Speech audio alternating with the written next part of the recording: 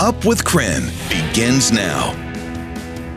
6 o'clock here on your Tuesday morning. Welcome to Up with KREM. I'm Tim Pham. This morning we do have team coverage for you as the inland Northwest braces for snow. Some areas already seeing it. We have Brendan T. Jones out in the KREM 2 Storm Tracker and Nicole Hernandez filling in for meteorologist Thomas Patrick with the very latest on the track. So Nicole, what's the timing of this? Good morning.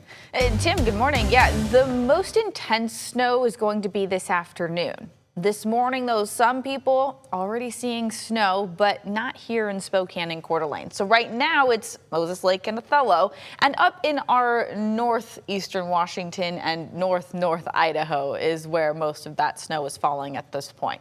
We actually have some snow falling over the Sandpoint area, and that's the biggest notable city, I would say, that is seeing snow at this point. But everyone up there, Ione, Medellin Falls, you're all under that snowfall right now and have been for a few hours this morning already. Moses Lake, Othello. Moses Lake has seen more intense snow than we have seen in Othello, but either way, things moving through. That is going to continue to build out this morning. This is 10 a.m. where you can see a bigger batch of moisture is moving its way through. This, though, a combination of rain and snow. It's not till later in the afternoon that snow gets more intense, with still rain mixed in downtown Spokane. Oh, we have to send things over to Brandon T. Jones in the Storm Tracker this morning. And right. Brandon, obviously nothing happening quite yet here in town, but you've got some tips for us, right? No. That's exactly right, Nicole. And you and I both know every time that snow starts to fall, it never fails. There's going to be some accidents out there. So people will reach out on Facebook and they'll say, hey man, we know how to drive in the winter. We know how to drive in the winter. We don't need you. But we do know. We got to give those reminders to everyone, especially the younger individuals, the people that have just moved here as well.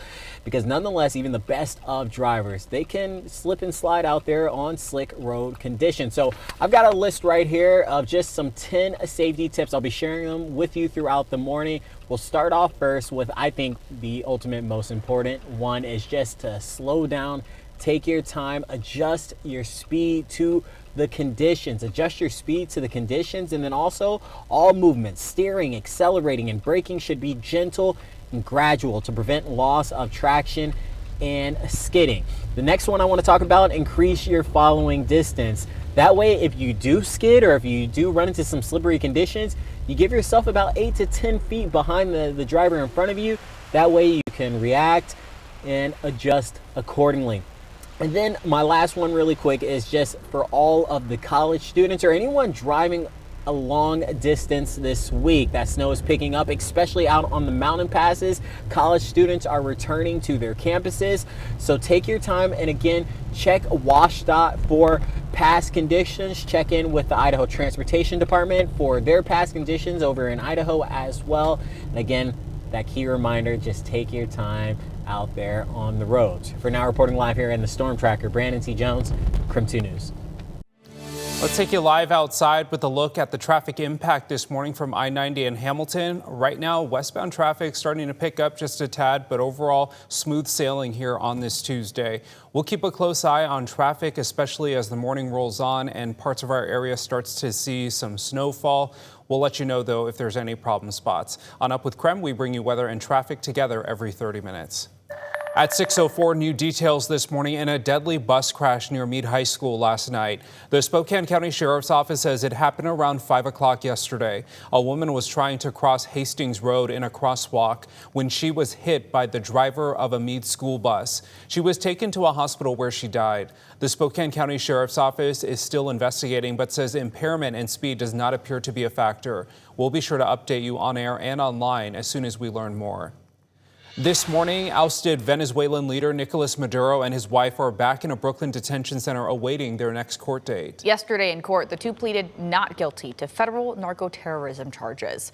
Maduro lashed out in the courtroom, saying he is innocent.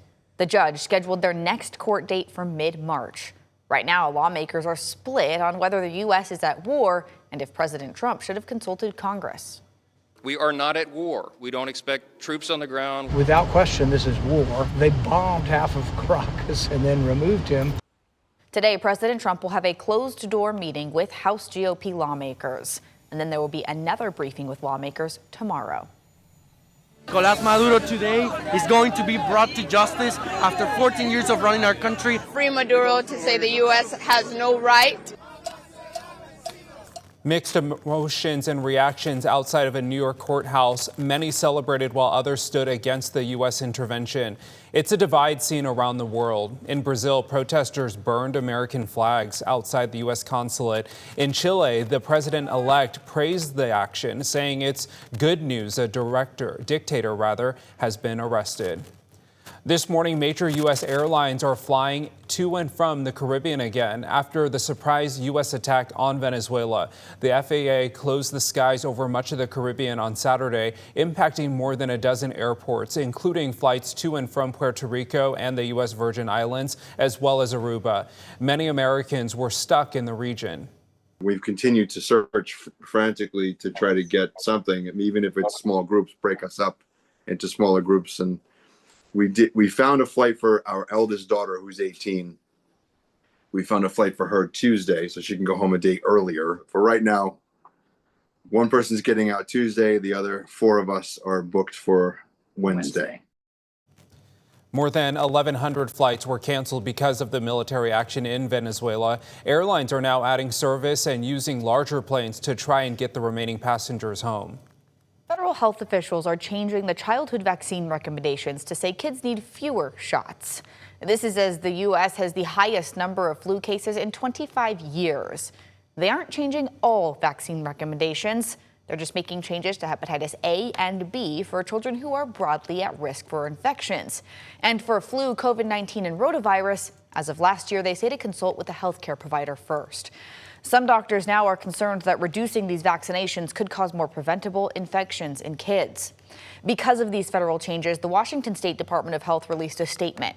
They said vaccines save lives, and decreasing the routine vaccination recommendations could mean more outbreaks of preventable and deadly diseases. They also said the state's immunization recommendations are based off of research and are aligned with the American Academy of Pediatrics. The Rental Housing Association of Washington filed a lawsuit against the governor, Spokane, and several other Washington cities for the COVID-era eviction moratorium.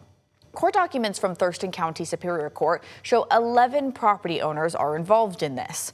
They say the moratorium prevented or delayed eviction even when tenants didn't pay rent.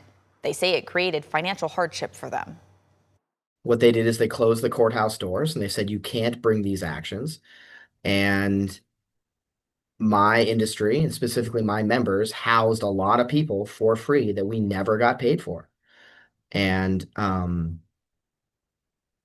that's not okay. The city of Spokane told us they received the lawsuit and their legal team is reviewing it.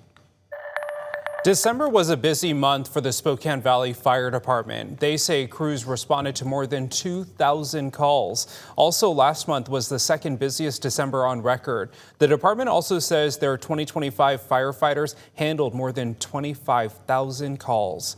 Looking ahead to next month, Idaho Governor Brad Little will speak at the Coeur d'Alene Regional Chamber's luncheon. He's expected to share perspective on the state's economy and priorities shaping the community. It's happening on February 4th and will start at 11 a.m. You can get tickets at cdachamber.com.